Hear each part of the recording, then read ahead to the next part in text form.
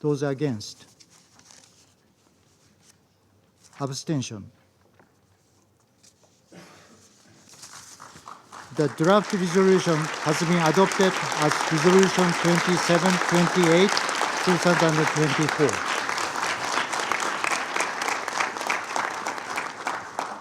We meet during the holy month of Ramadan.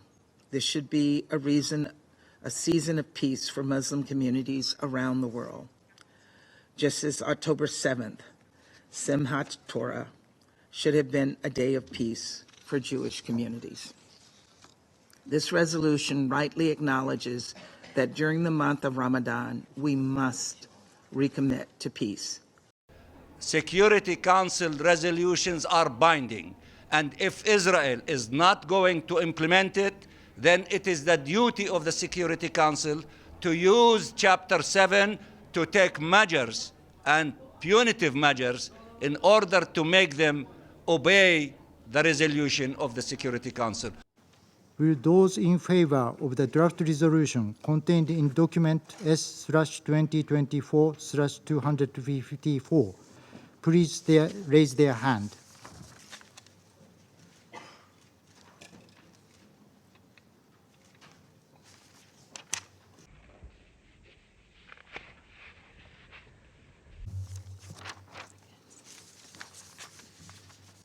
Those against?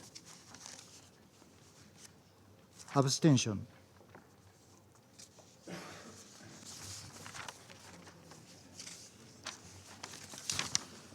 The result of the voting is as follows: 14 votes in favor, 0 vote against, 1 abstention. The draft resolution has been adopted as Resolution 2728. When such atrocities are being committed in broad daylight against defenseless civilians, including women and children, the right thing to do, the only thing to do morally, legally, politically, is to put an end to it.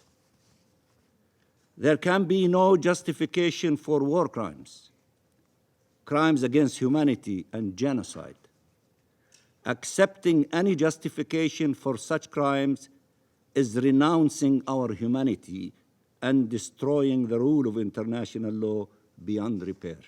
One that enforces consequences for these crimes. This must be a turning point. This must lead to saving lives on the ground. This must signal the end of this assault of atrocities. Sadly, it's for the same reason why you can condemn terror attacks in Russia and Iran, but not in Israel. To this council, Israeli blood is cheap. This is a travesty, and I'm disgusted.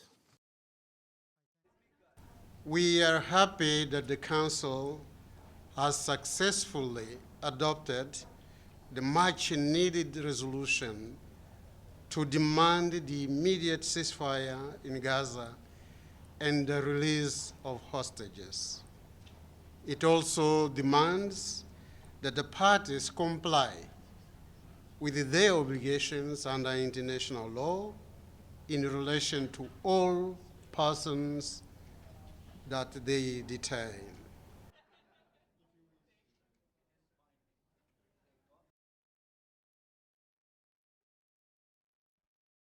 Security Council resolutions are binding, and if Israel is not going to implement it, then it is the duty of the Security Council to use Chapter 7 to take measures and punitive measures in order to make them obey the resolution of the Security Council. All barriers to aid delivery need to be lifted. We have not yet seen the improvements that we need to get more aid in. The Council's message today is an important one, and I reiterate, we call for it to be implemented immediately.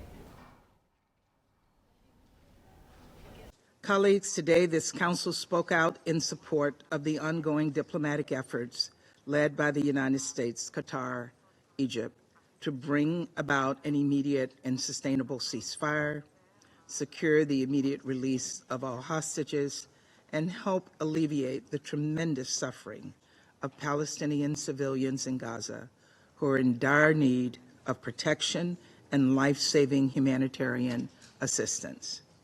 The United States fully supports these critical objectives. In fact, they were the foundation of the resolution we put forward last week, a resolution that Russia and China vetoed. But colleagues, the United States' support for these objectives is not simply rhetorical. We're working around the clock to make them real, on the ground, through diplomacy, because we know that it is only through diplomacy that we can push this agenda forward. We're getting closer to a deal for an immediate ceasefire with the release of all hostages, but we're not there yet. Now let's be clear. A ceasefire could have come about months ago if Hamas had been willing to release hostages, months ago. Instead, Hamas continues to stand in the way of peace, to throw up roadblocks, cower in tunnels beneath Gaza cities and behind under civilian infrastructure and hide among the civilian population. So today my ask to members of this council and to member states in every region of the world is this: speak out and demand unequivocally that Hamas accepts the deal on the table. Now, I hope I'm wrong, I really do, but I don't expect that from Russia and China, especially because they still can't bring themselves to condemn Hamas's terrorist attacks on October 7th. Just last week, Russia and China vetoed a resolution that condemned this horrific attack, a resolution the vast majority of this council supported. They have shown time and time again that they are not actually interested in advancing a durable peace through diplomatic efforts, nor for all their rhetoric are they interested in making any meaningful contributions to humanitarian efforts. Instead, they are using this devastating conflict as a political cudgel to try to divide this council at a time when we need to come together. It is deeply, deeply cynical, and we should all see through it. Colleagues, we appreciated the willingness of members of this council to take some of our edits and improve on this resolution. Still, certain key edits were ignored, including our request to add a condemnation of Hamas. And we did not agree with everything in the resolution. For that reason, we were unfortunately not able to vote yes. However, as I've said before, we fully support some of the critical objectives in this non-binding resolution, and we believe it was important for the Council to speak out and make clear that our any ceasefire must come with the release of all hostages. Indeed, as I've said before, the only path to a durable end to this conflict is the release of all hostages.